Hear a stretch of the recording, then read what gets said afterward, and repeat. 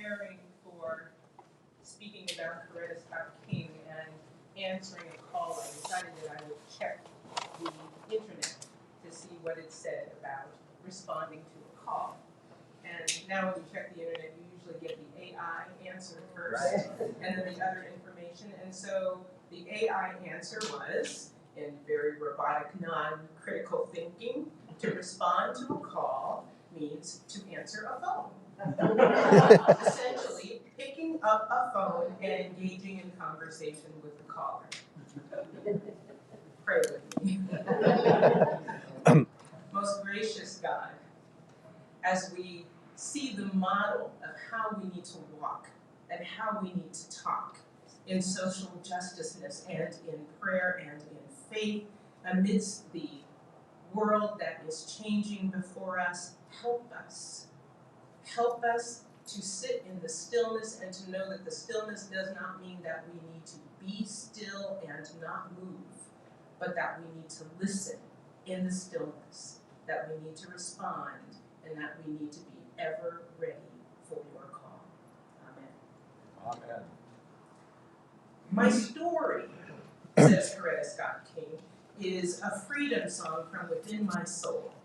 It is a guide to discovery, a vision of how even the worst pain and heartaches can be channeled into human monuments, impenetrable and everlasting.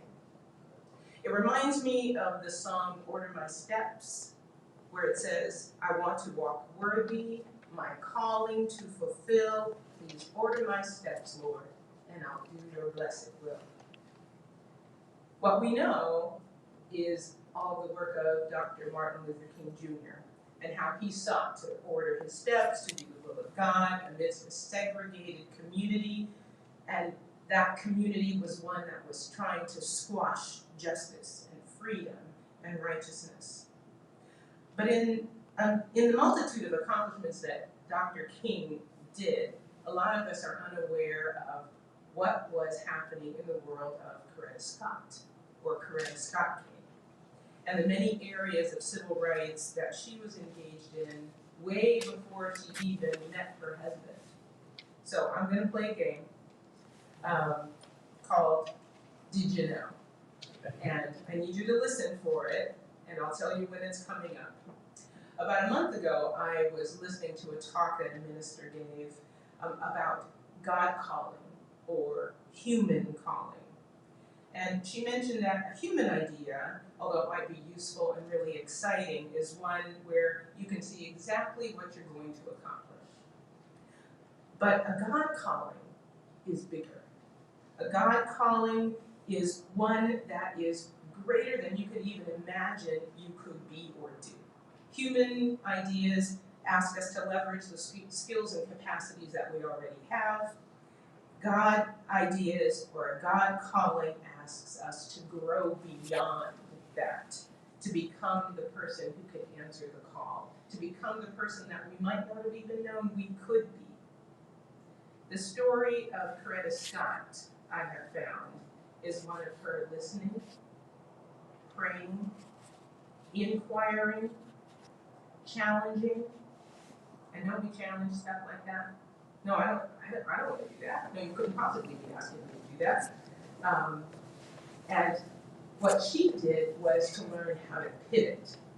When she thought her call was in a particular direction and discovered that it was something else, she learned how to pivot to answer God's call. When it seemed like that call was so much bigger, so much larger than she could possibly do, but one that she needed to answer. So, back to the Did You Know about Coretta Scott King. Put your hand up if you know this. Did you know that during the last 10 years of her life she was vegan? I didn't. She decided that it was her very last step that she could do in her 80s as a non-violent lifestyle. Did you know that she was a fearless advocate of LGBTQ rights? I didn't. Did you know that she was an advocate for marriage equality? In fact, when people questioned her about her position and said, this isn't anything that your husband ever mentioned, she said, "Do you remember that Martin's words were, 'Injustice anywhere is a threat to justice everywhere'? Did you know that in 1983 it was she who urged that the Civil Rights Act of 1964 be amended to include gays and lesbians? I didn't know. Did you know that she was a strong advocate for people living with HIV? And that she was a prominent speaker, not only during the Civil Rights Movement, but during a time when many people were against any kind of LGBTQ rights? Did you know that she continued to fight against wars and urged women at rallies to join her? Did you know that she was often the only woman at those anti-war rallies?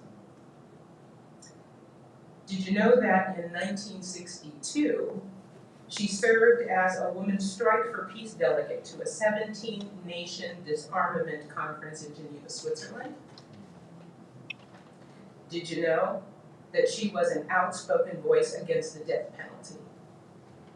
Morality, she said, is never upheld by legalized murder. And did you know that as the world reeled from the death of 4 children at the bombing in the Birmingham church, that she was the person who sang at that funeral? So, those are all of these interesting things that she did, some of the interesting things that she did, but I want to put it into perspective for you. So this is a sermon history lesson. History tells us that although Martin Luther King Jr. was threatened throughout his civil rights journey, even when he was away from home, which was frequent, his family continued to receive death threats. So it wasn't that the death threats followed Martin Luther King Jr. They continued when his wife was home alone with their children. Did you know that his house was bombed? Did you know that she was the person there when the bombing happened? I knew the first part, I didn't know the second. She was there with her newborn child when the house was bombed. So when you compare the outworkings of her strong civil rights actions, what you see here is not a woman who had human fear and decided to stay out of the public eye, but someone who continued to do the work with or without her husband. I think that her calling becomes clear when we realize that surprisingly it was 4 days after her husband's death in April 1968, 4 days after, she stood in for her husband and led a march of 42,000 people on behalf of sanitation workers in Memphis, Tennessee. Later, the exact same month, 23 days after his death, she stood in for her husband at an anti-Vietnam War rally in New York. So let me give you the history around that. In Memphis, on February 1st, 1968, there were 2 black garbage collectors who were crushed to death by a malfunctioning truck. At that time, Henry Loeb was the mayor, and he refused to take the dilapidated trucks off of the line of duty. Sanitation workers already, black sanitation workers, already earned wages that were so low that most of them were on welfare, and hundreds of them had to use food stamps in order to feed their families. And so on February 11th, 1968, very frustrated by the city's lack of care for these people who were working, 1,300 men decided that they were going to boycott. They went on strike, and it was supported by the NAACP. The anger started to mount. The following day, after police used mace and tear gas against nonviolent demonstrators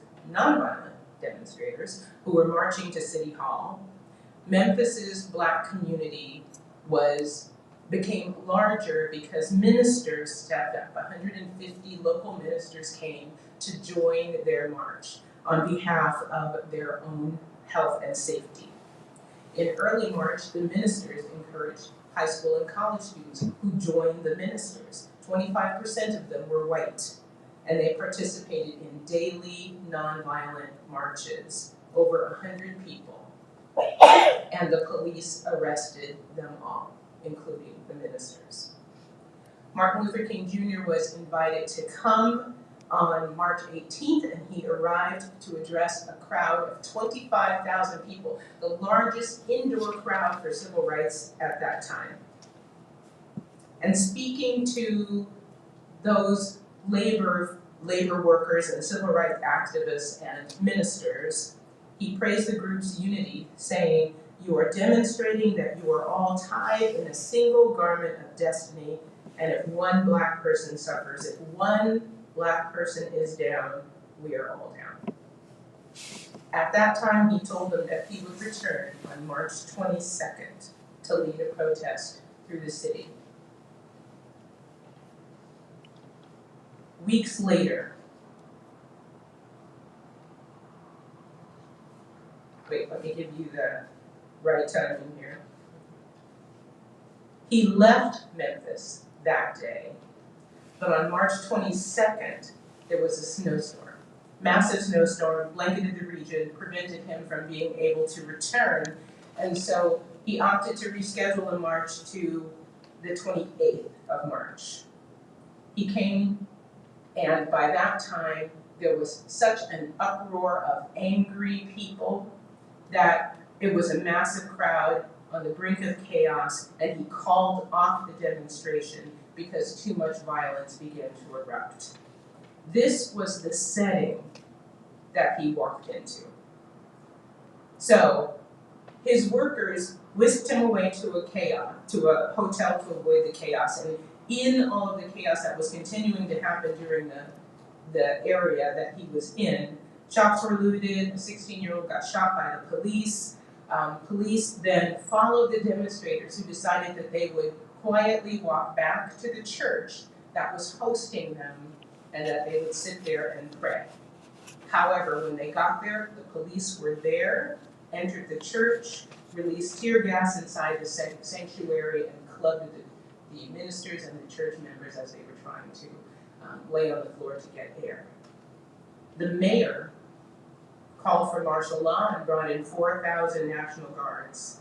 And the next day, over 200 striking workers continued their quiet, nonviolent march, carrying signs that say, "I am a man." King Jr.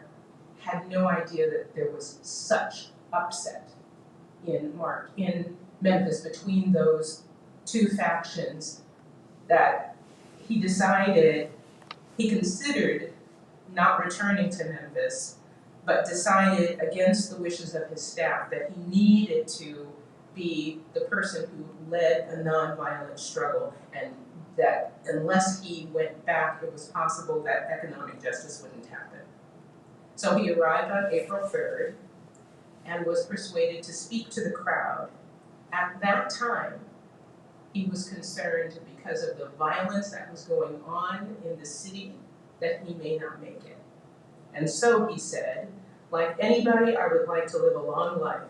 Longevity has its place. But I'm not concerned about that now. I've seen the promised land. I may not get there with you." The very following evening, he was assassinated at the Lorraine Motel. It was in the midst of that Coretta Scott King, 4 days later after her husband was assassinated, led a march.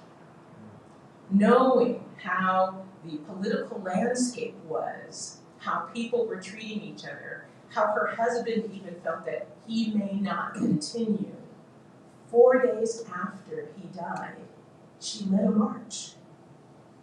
Because she knew that he was committed to carrying that out, and so she felt called to do so. Weeks later, Mother's Day, May 12th, she helped launch the Poor People's Campaign and led thousands of women forming the very first wave of demonstrators in that march. It was also something that her husband was committed to do. And in June, 2 months after the assassination of her husband, Coretta Scott King founded the Martin Luther King Center for Nonviolent Social Change, which continues today. In the midst of all of this, the FBI was after her. While raising her 4 children and being under surveillance by the FBI, she continued to do the work. It has been said that she was the proofreader for a lot of Martin Luther King's speeches, and so it wasn't a long haul for her to write speeches for herself and to speak out regarding civil rights. The King Institute at Stanford says of her, throughout the 1970s and 80s, Scott King continued to speak publicly and write nationally syndicated columns. In 1983, she led an effort that brought more than 500,000 demonstrators to Washington, D.C. to commemorate the 20th anniversary of the 1963 March on Washington for Jobs and Freedoms. As chairperson of the Martin Luther King Jr.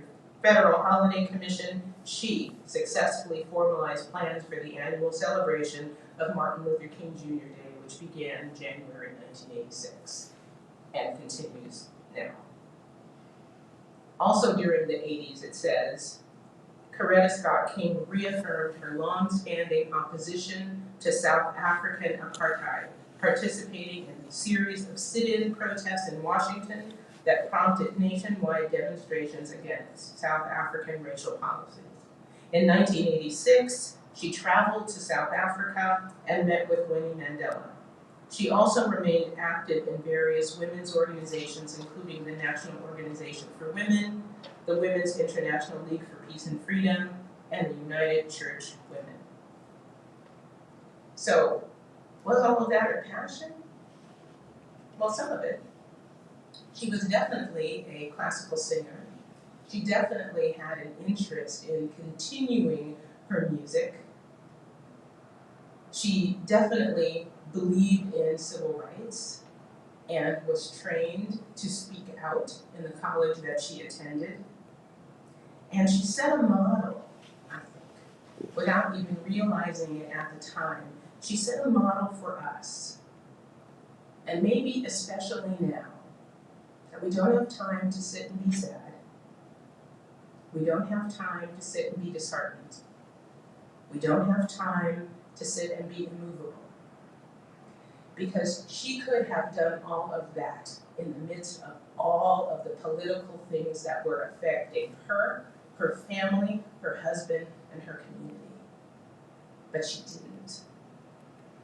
What she did was to pivot and to pay attention to a call that was greater than she thought could be what she could do.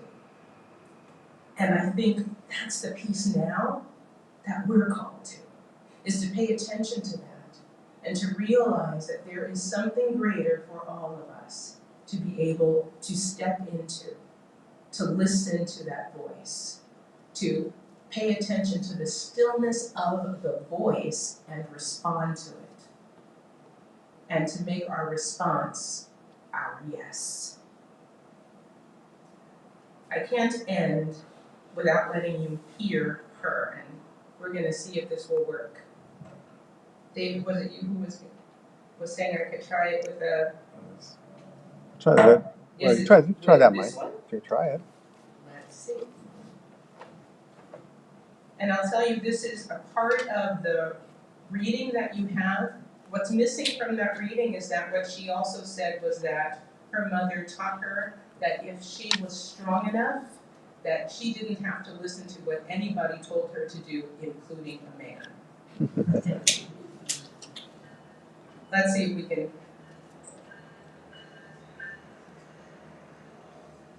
You will never be alone because you will have divine companionship and the support of good people.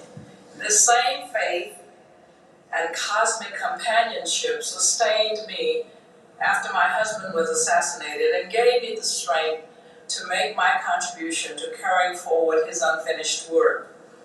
On March 31st, 1968, just 4 days before Martin was assassinated.